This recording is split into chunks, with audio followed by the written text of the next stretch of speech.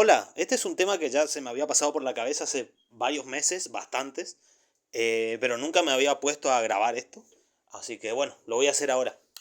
Ustedes saben que existe esta canción porque es muy conocida, ¿no? Dios está borracho, que es una canción que tiene un videoclip bastante visto, de la igualmente bastante famosa banda española Lépoca, que es de su disco del año pasado y es la canción que da nombre al disco, ¿no? Dios está borracho.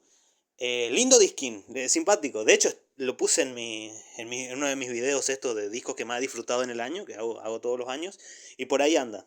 Buen disco, disfrutable, en serio, muy simpático. No es top del año, pero yo nunca armo tops. Yo pongo algo, recopilaciones de los discos que más he disfrutado, aunque debería ser tops, en verdad, porque cuando hago esos videos pareciera que está todo al mismo nivel y la verdad que no. Pero no importa. Es decir, recomendar la banda, recomendar el disco, está bastante simpático, como digo. Así que bueno, X. ¿Hubo cierta polémica? Increíblemente. Sí. ¿Qué pasa? La primera tesis que quiero adelantar y dejar bien claro es que a los creyentes en general, y estoy hablando de la tía Irma católica, o de la tía Roxana evangélica, o el creyente que sea, le molesta mucho más una banda como Lépoca, con su Dios está borracho, o incluso Mago de Oz con su fiesta pagana, que un chico en su sótano cantando que es la salvación de Satanás, y Satanás es su maestro, ¿no es cierto? Pintado y tocando en su sótano, como digo, grabando en muy malas condiciones, y que es muy satanista y es muy nazi al mismo tiempo, una cosa curiosísima, pero que pasa muchísimo, muchísimo. Los que están metidos en la escena del black metal entienden perfectamente a qué me refiero. Bueno, eso les disgusta mucho menos, les hiere mucho menos y les afecta mucho menos que una cosa como lo que hizo la época. Y eso lo podemos ver en comentarios. Pero no vamos a entrar a los comentarios que se han hecho. Lo que voy a hacer es una pequeña interpretación o comentario, valga el pleonasmo, sobre la canción. Así que vamos a puntualizar en eso. Esencialmente, no voy a ponerme a explicar qué es exactamente de qué habla la canción, ni a leer la letra verso a verso, pero a grandes rasgos, todos la conocen y todos la han escuchado sin duda, pero a grandes rasgos lo que hace es plantear la dicotomía entre que Dios, fíjense que nos habla, vamos a entrar ya conceptualmente, cuando habla de Dios nos está hablando de Yahvé, de Jehová, del Dios judeo-cristiano, es ese. Nuestro Dios de Occidente, ese, es un Dios que es omnisciente, omnipresente y omnipotente. Es decir, que todo lo ve, todo lo sabe y todo lo puede, ¿no? Y lo que plantean es la dicotomía de si puede hacerlo todo, no puede existir el mal, porque sabe todo y puede hacerlo todo. Entonces, dispone de recursos infinitos para cambiar las cosas, sabiendo exactamente qué cosas debe cambiar para que todo resulte como él planea. Es decir, que no puede haber nada que escape de su plan, y por ende, de hecho, esto que dicen muchos los religiosos de Dios tiene un plan para todos, efectivamente. Nada puede escapar del plan de Dios y por ende la existencia del mal es una contradicción a su propia lógica. Muchos interpretan esto como, bueno, efectivamente, es retomar la paradoja de Epicuro sobre Dios. De hecho, si ustedes ven, incluso hay gente comentándolo en el videoclip de la canción. La paradoja de Epicuro, la paradoja de Epicuro, que efectivamente, para quienes no lo conocen, la paradoja de Epicuro, efectivamente se refiere a esto, ¿no? Plantea la contradicción, que son dos ideas que no pueden coexistir. Entonces, entendemos que es un Dios que todo lo puede, que todo lo sabe y que es puro amor. Guardemos esto porque es importante. Concebimos, nos vamos a la teología judeocristiana a pensar que este Dios, que también tiene las mismas, tiene muchas similitudes con el Dios del Islam, que es puro amor y que es el Dios total, el Dios pleno, el Dios teológico. No es coincidencia que use ese término teológico, porque ya vamos a entrar en ese tema. Entonces, lo que plantea Epicuro es, a grandes rasgos, es que si este Dios es puro amor y es todopoderoso, el mal no puede existir. Porque eso significa o que no puede hacer nada en contra del mal, o que no sabe cómo, cosa que también contradeciría su propia naturaleza, puesto que es omniconsciente, o que él elige que exista el mal y por ende no puede ser puro amor. O sea, en la naturaleza de sus atributos se contradice y por ende no puede existir. X, ¿no es cierto? Esa es a grandes rasgos la paradoja de Epicuro. Yo creo que si bien efectivamente toma parte de esto la canción, lo lleva un paso más allá. De hecho, le da un desenlace o resolución con una fibra muy cómica, por supuesto, muy de la picaresca, muy cosa que a la época le gusta muchísimo. También su sonido viene mucho de esa parte, diciendo que efectivamente está borracho. Pero yo creo que acá hay algo más de lo que la gente en general ha percibido. Obviamente que Dios, Yahvé, Jehová, el Dios judeocristiano, no puede estar borracho, por obvias razones. Así como cuando Juan Ramón Jiménez decía que Dios estaba azul en la balada de la mañana de la cruz. Dice Dios está azul. Pero esto es acá vamos a entrar en contexto. Como Dios no existe, la concepción de Dios viene de parte de cada uno, ¿no es cierto? Entonces, el Dios de Dante Alighieri, por ejemplo, es un Dios que obedece a la concepción católica de Dios. El Dios de John Milton, en El Paraíso Perdido, por ejemplo, es un Dios que obedece a la concepción del puritanismo, de esa línea protestante tan popular en el mundo anglosajón, así como el anglicanismo. El Dios de Juan Ramón Jiménez es un Dios de características más panteístas. Él dice que Dios está azul, y si ustedes leen el poema, ve que hace muchísimo juego de hipálaje entre imágenes que tienen que ver con la naturaleza, sea el cielo, los pájaros, la pradera, la flor, y lo permuta, como en términos conjugados, con figuras religiosas, la cruz, la Virgen y Dios. Entonces, si Dios está azul, es porque es un día pleno, de pleno azul, donde el cielo está hermoso. Es un lindo día, ¿no? Es un hermoso día. Entonces decimos que Dios, que es todo esto, está azul. Dios viene a ocupar aquí la idea de plenitud, y por eso decimos que es un Dios panteísta, porque es un Dios que se conjuga con elementos de la naturaleza. Entonces, vuelvo al concepto. El Dios de Juan Ramón Jiménez no es el mismo Dios de Dante Alighieri y no es el mismo Dios de John Milton, por decir 3 ejemplos. Y hay muchos más, Cuando un filósofo anarquista habla de Dios, no se refiere al mismo Dios al que se refiere un filósofo católico. Esto es evidentísimo, ¿no es cierto? Por obvias razones, que no vamos a entrar ahora porque es muy complejo. Entonces, ¿qué es lo que creo yo que hace la época? Además de darle la resolución de, ok, Dios no es que sea incapaz, no es que se le niegue la omnipotencia, no es tampoco que sea malvado. Fíjense, muy curiosamente, pretendo también trazar este paralelismo con una canción que es icónica y legendaria de la historia del metal de España y del metal en español en general, que es Maldito sea tu nombre, que es un himno de Ángeles del Infierno, es del 84, ¿no? Del Pacto con el Diablo, discazo, por cierto. De los mejores discos que se han hecho de heavy metal clásico en idioma español, sin duda. Discazo. El tema Maldito sea tu nombre, que es un tema icónico, ese tema interpreta a este Dios, toma el mismo Dios, ¿no? La misma referencia al Dios del mito hebreo, el Dios judeocristiano, en ese caso el mundo católico porque es España, pero bueno, se puede extrapolar a cualquier interpretación porque es Jehová, y dice, no le niega la omnipotencia y la omnipresencia, pero dice que en ese caso es malvado. Si ustedes leen la letra de Maldito sea tu nombre, es muy claro. Es puro malteísmo. La interpretación que hace Ángeles del Infierno es que Dios permite todo esto porque es malvado. Tiene mala intención.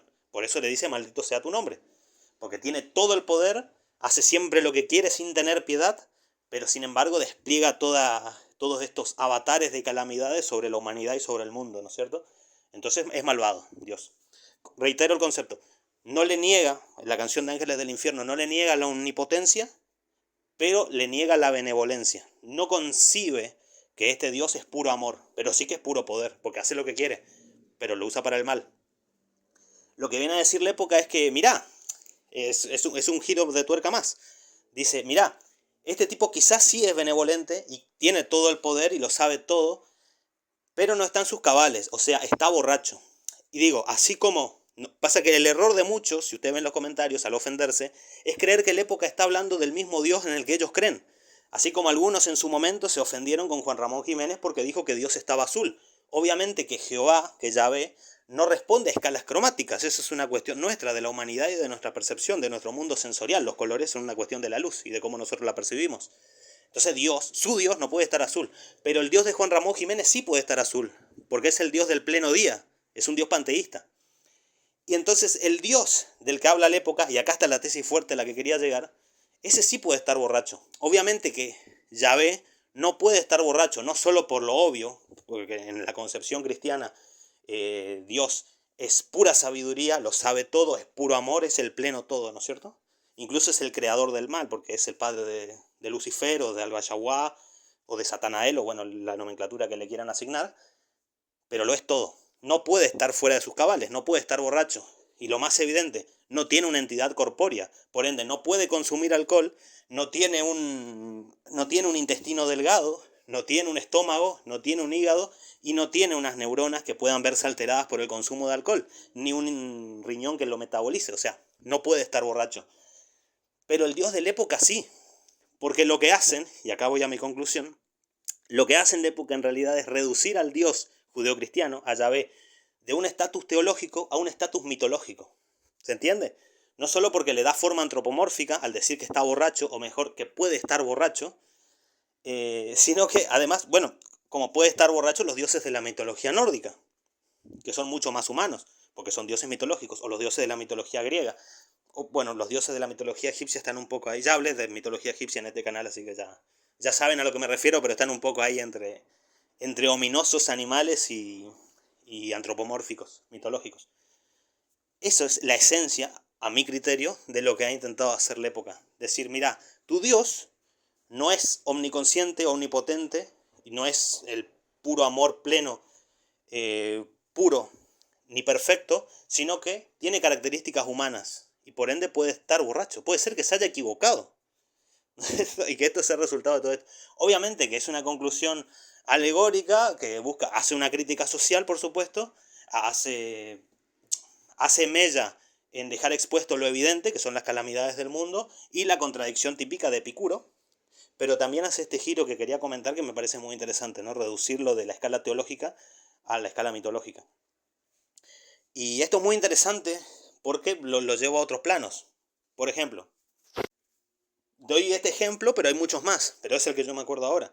La serie esta de Netflix, no sé si la vieron, esta Twilight of the Gods, por cierto, horrible nombre. ¿Por qué le puse ese nombre tan trillado? De Zack Snyder.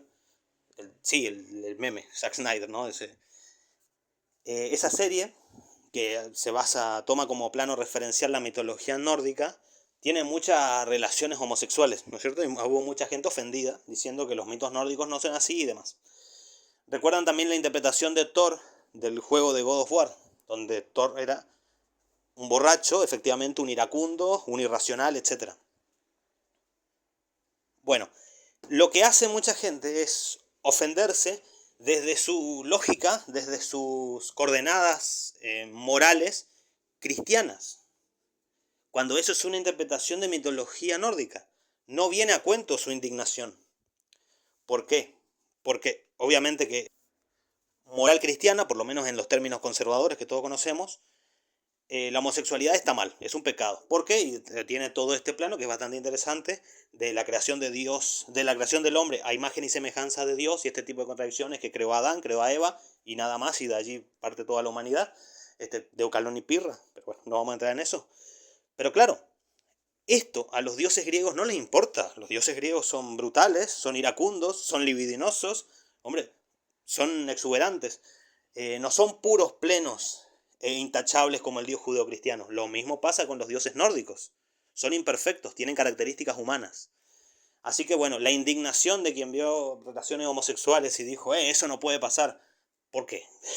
O sea, no estoy diciendo que está bien ni que está mal. La serie me divirtió, sí, no voy a empezar a hablar de la serie. Está bastante bien, por cierto, va a haber una segunda temporada, así que ok. Pero la indignación exagerada no viene a cuento. No viene a cuento. Porque, como repito, es la indignación de parte de un cristiano. Que no tiene por qué afectar la moral de otras mitologías. En ese caso la nórdica, o puede ser la griega u otras. Del mismo modo pasa en esta canción. Se indignan ante la interpretación de la época de que Dios está borracho porque creen que está hablando de su Dios teológico, perfecto, puro e intachable.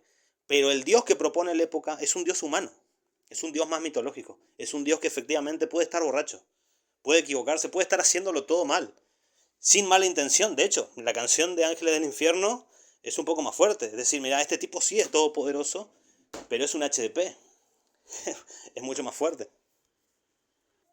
Pero en fin, era ese pequeño comentario. Lo que también hacen muy bien las dos canciones es que en ningún momento rozan al plano humano, ni siquiera se refieren a la institución iglesia. Hablan de la naturaleza, de nuestro mundus spectabilis, y directamente van a la deidad, a Dios, al ser mitológico. Y lo atacan en el caso de Ángeles del Infierno diciendo es malvado, y en el caso de la época diciendo no es tan intachable y de hecho está bastante equivocado o está directamente en dope, es la otra opción. Pero bueno, era simplemente ese comentario. Saludos. Ah, postdata. Ya me van a explicar cómo este Dios intachable y moralmente perfecto es el Dios de los ejércitos. No olvidemos que el Yahvé de los judíos es el Jehová de los ejércitos, es el Dios de ellos, que los apoya en contra de los demás pueblos, a quienes avasalla, y ellos ganan porque tienen el apoyo de Dios. Es una especie de reinterpretación del destino manifiesto. Y esto no es ninguna teoría de conspiración, esto es así. Porque es Jehová de los ejércitos, es un Dios de guerra. Bueno, es un Dios moralmente intachable desde su perspectiva. Desde la perspectiva de otros pueblos, es el Dios enemigo que lleva adelante el genocidio y que los apoya. Y que, bueno, es una cosa como lo que decía Roma, ¿no? Roma no roba tierras, sino que reclama lo que le corresponde por derecho. Y es algo que también interpreta Estados Unidos con el destino manifiesto, que son interpretaciones absolutamente mitológicas, como lo es Dios, como lo es Jehová. Y bueno, mientras se tenga el poderío bélico, se puede imponer que tu Dios es el más poderoso porque en el campo de batalla, al parecer los está ayudando, por ahora. Cuando eso se desmantele o se desvanezca, si es que ocurre, otro Dios tomará la primacía en este contexto, en esta batalla. En fin, ahora sí, saludos.